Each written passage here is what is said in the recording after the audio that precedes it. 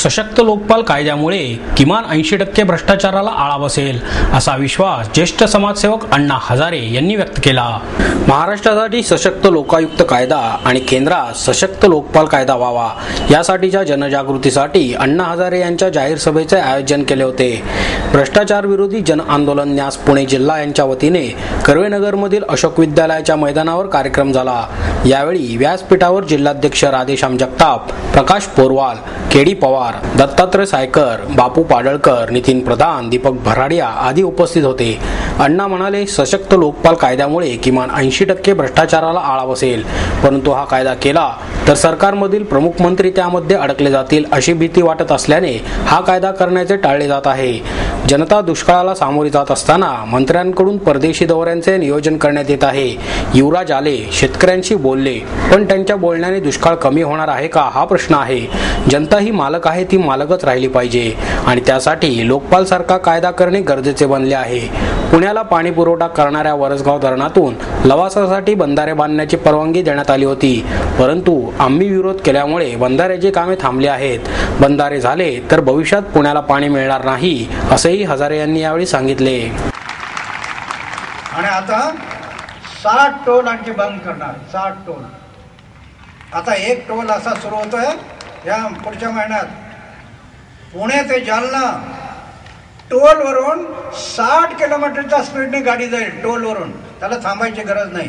पुढच्या महिन्यात सुरू होतोय, सारखा लढतोय याच्यासाठी की ना जो सामान्य माणूस पिळून निघतोय, सरकार घातलेल्या उसासारखा तो पिळून निघतोय, यांना त्याचं काही वाटत नाही। संवेदनशीलता संपली यांची, संवेदनशीलता राहिली नाही।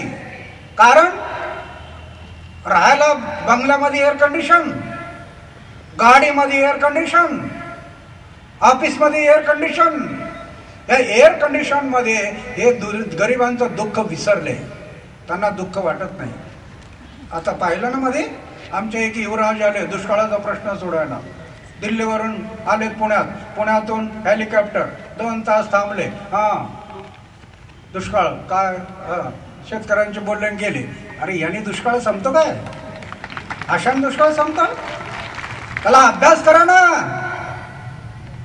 तुम्हाला 2 तास काय 2 महिने जरी अभ्यास केला तरी पुरं होणार नाही। दुष्काळाचा प्रश्न कसा सुटतो हे आम्ही केलेलं आहे, हे आम्ही केलेलं आहे म्हणून सांगतोय।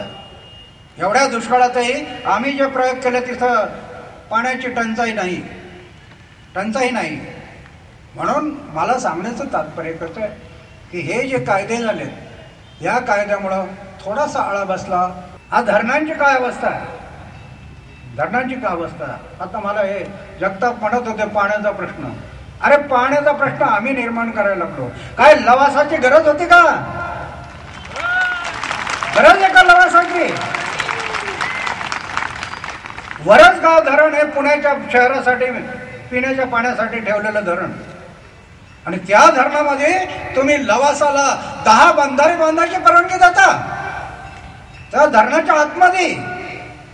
अरे आजच पुणे शहराला पाण्याची कमी पडायला लागली आहे, आणखी 10 वर्ष लागणार तुमच्या लवासाला, तोपर्यंत पुण्याची लोकसंख्या किती होईल, त्यावेळेला पाण्याची गरज किती असेल, तोपर्यंत त्या धरणात येणारा गाळ किती असेल याचा विचार नाही, याचा कुठंच विचार नाही।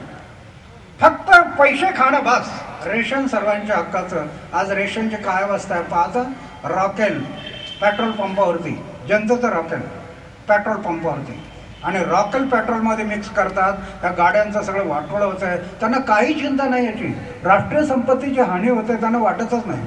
आणि याच्यात आमचे पुरवठा मंत्री ते सुद्धा सामील आहेत। सहकार्याची काय अवस्था आहे, सगळं सहकार मोडकळीत निघलं। ना साखर कारखाने धड आहेत, साखर कारखाने ना सूतगिरण्या धड आहेत। तुमच्या पतसंस्थांची काय अवस्था आहे, मध्यवर्ती बँकांची काय अवस्था आहे। म्हणून मी मध्ये बोललो होतो, तो हर्षवर्धन पाटील आहे ना, हर्षवर्धन पाटील सहकार मंत्री, त्याला खुर्चीत बसण्याचा काय अधिकार नाही, खुर्ची सोडून दिली पाहिजे। काय वाटोळा करता या राज्याचं? अरे सहकारामध्ये या राज्याने इतर राज्यांना दिशा दिली देशाच्या।